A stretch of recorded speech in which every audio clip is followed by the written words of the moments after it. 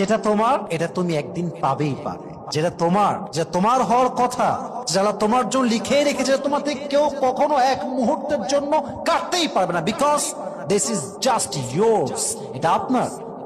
এটা চাইলেও কেউ কাটতে পারবে না, নিতে পারবে না, বিকজ আল্লাহ এটা আপনার ফিক্সড করে রেখেছে। যুবক ভাইয়া, এই জন্য মাথায় রাখতে হবে, রিজিক ইজ ফিক্সড।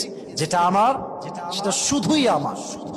যে যতই ট্রাই করুক, আমার জিনিস আমার থেকে কখনো সে ছিনে নিতে পারবে। আমরা জানি যে আমাকে অমুক ব্যক্তি ভালোবাসে, এটা আমরা ফিল করি। বাট একজন পার্সন আপনাকে ভালোবাসি বললে আপনার ভালোবাসা অটোমেটিক আরো বেড়ে যায়, তাই না? মানে ভালোবাসে, আমি জানি যে আমাকে সে পছন্দ করে, ভালোবাসে, বাট যখন সে আমার সামনে এসে বলে যে আমি আপনাকে ভালোবাসি, এই জন্য বাসি, আজীবন ভালোবাসতে চাই, এই যে কথাগুলো, এটা আপনার ভেতরে মায়া মমতা আরো বেশি বাড়ায়। স্ত্রীকে ভালোবাসলে আল্লাহ তাআলা মানসিক প্রশান্তি দান করে, সুবহানাল্লাহ পড়ে। 2 নাম্বার, স্ত্রীকে ভালোবাসলে আল্লাহ তাআলা স্বামীকে পরকীয়ার মতো বাজে কাজ থেকে বাঁচিয়ে দেয়, সুবহানাল্লাহ পড়ে।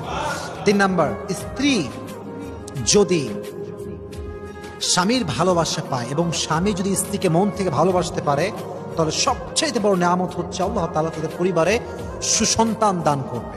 4 নাম্বার হচ্ছে, স্বামী যদি স্ত্রীকে মন থেকে ভালোবাসতে পারে, একটা পর্যায়ে গিয়ে স্বামীর হৃদয় থেকে আল্লাহ তাআলা দুনিয়ার প্রতি সমস্ত আসক্তিকে দূর করে দিবে, সুবহানাল্লাহ পড়ায়।